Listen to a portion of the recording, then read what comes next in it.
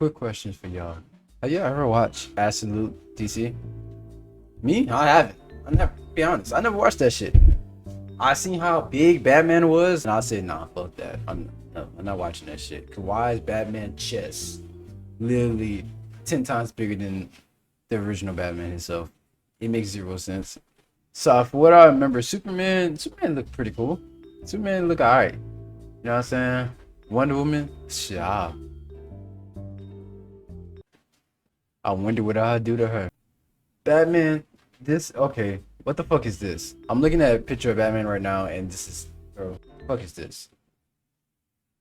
I'm sorry, but this is not Batman. Okay, this is Batista. Okay, I'm sorry, but no, I can't do it. It just makes no sense to me that we have Batista Man here as Batman. It just makes zero sense to me if you ask me. So I never watched it.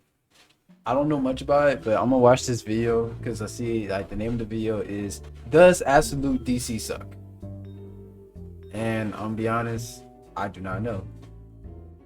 So let's get straight into the video.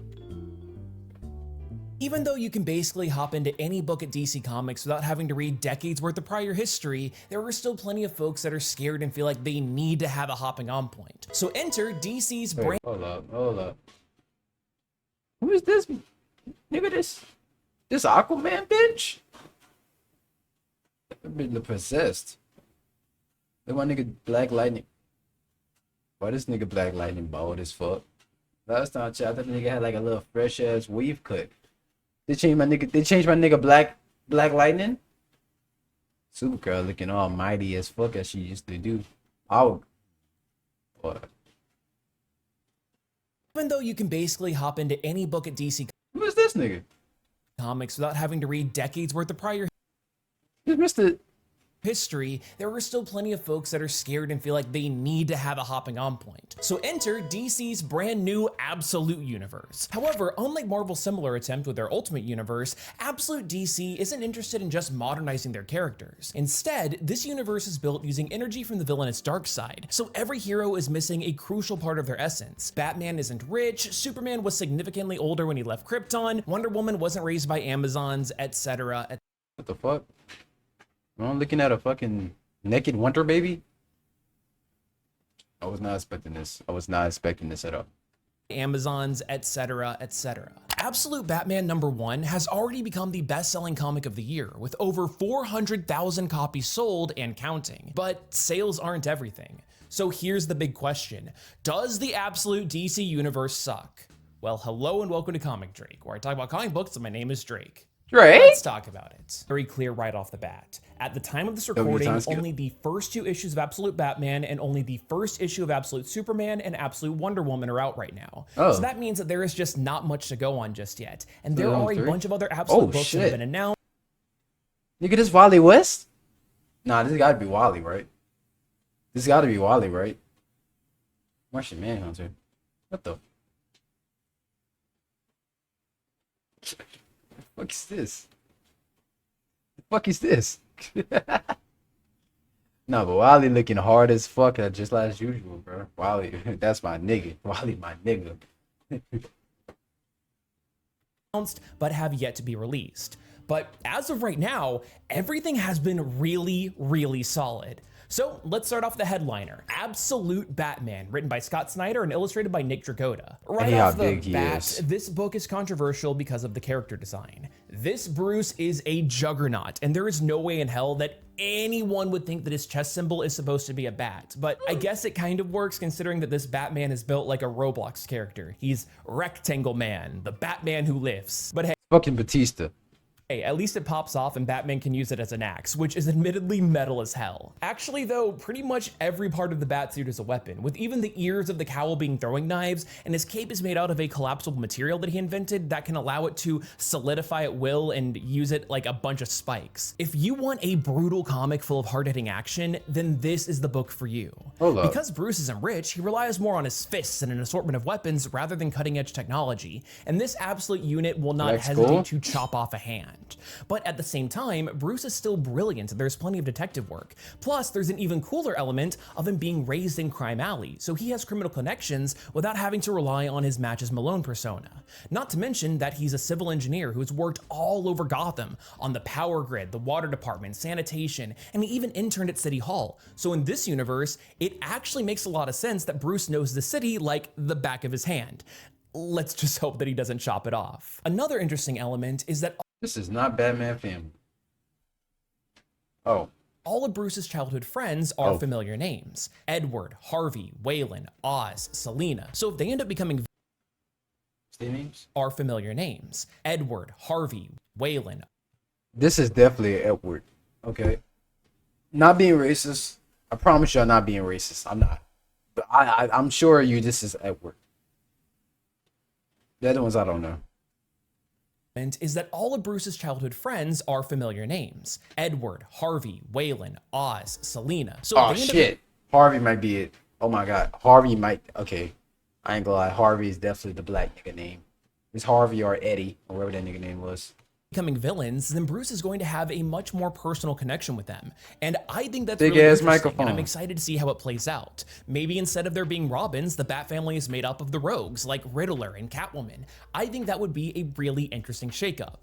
Also, instead of being a butler, Alfred is instead an international super spy who ends up wanting to help Bruce out with his mission. And fun fact, the model of his shotgun is DC-34, which is a reference to when DC was first founded as National Allied Publication in 1934. Also, Bruce modified it to be non-lethal and shoot itty-bitty tiny batarangs. But I'll admit that I'm probably a bit biased about this comic because Scott Snyder is most well known for his 2011 run on Batman. Hey, Snack Snyder, isn't that the same? I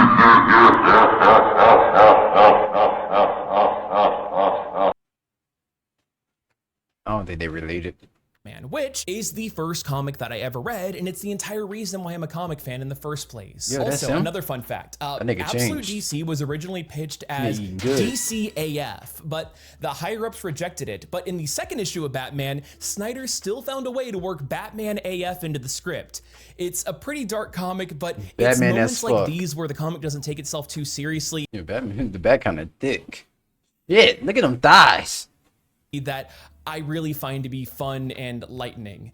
All in all, this book kicks so much ass. And if you like Batman, well, this one is Batman AF.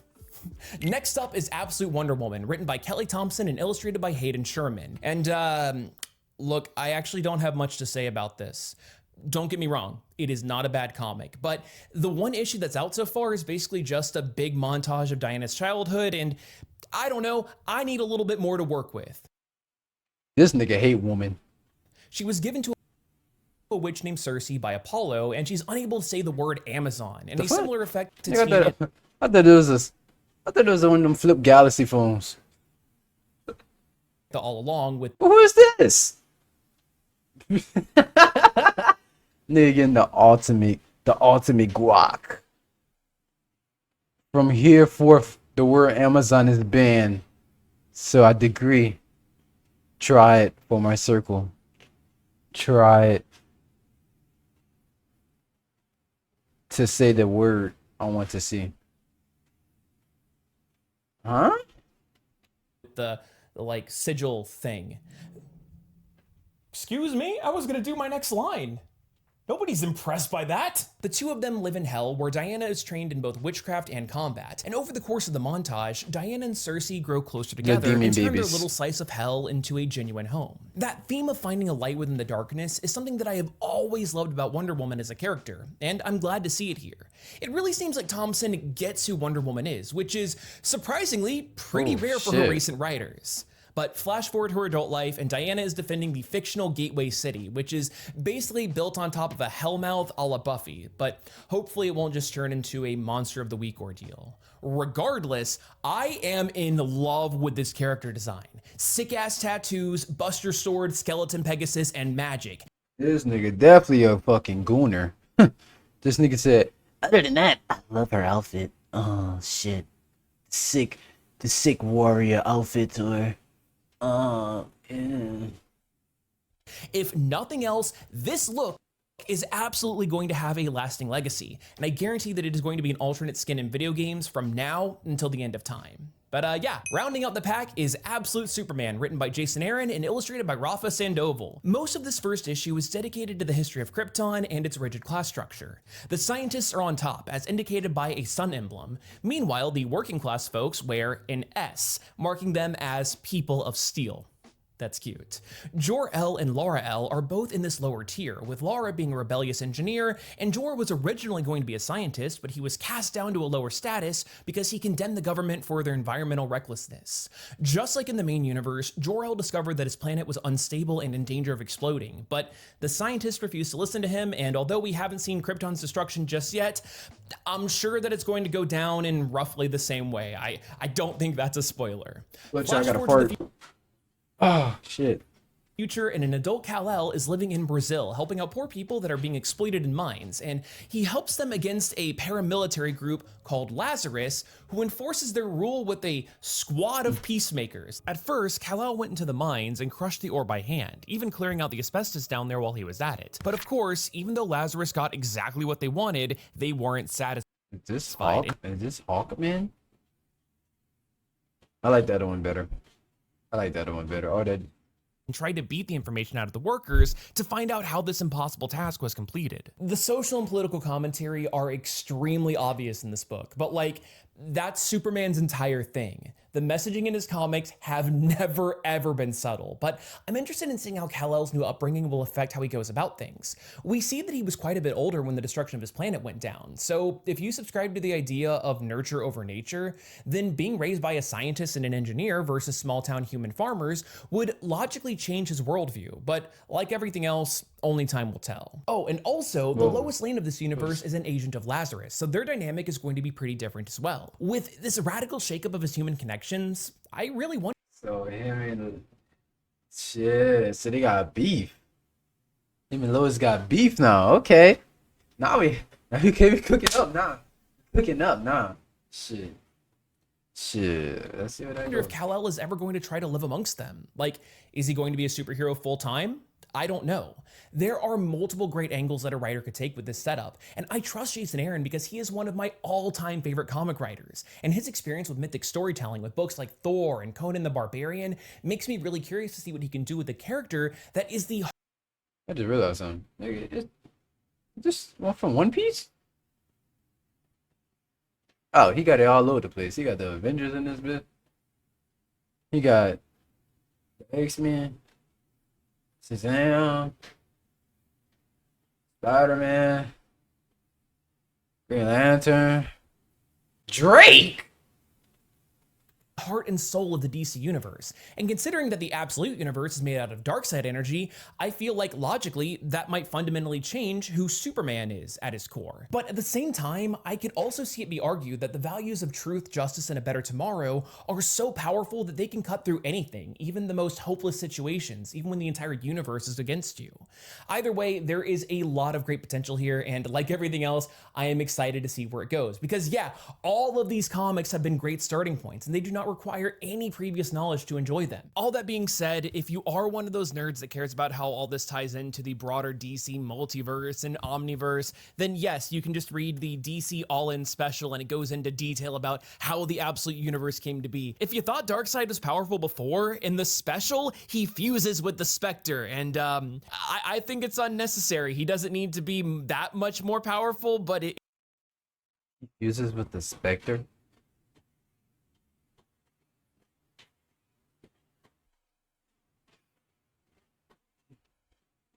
Why do he have to be so powerful? This what I don't get. Okay, matter of fact, this what I do get. These niggas on the Marvel side, I swear the Marvel fans don't know nothing but Thanos. I swear, bro, Thanos would literally get pissed on by my nigga Darkseid. Darkseid would really shoot us fucking lasers out his dick. Pew pew pew pew. This nigga Darkseid is something different, bro. And look at this shit. Look at this shit. Nigga have an axe. Nigga have the axe of God on his arm, bro. Like, I don't know, man. Our villains are much stronger, man.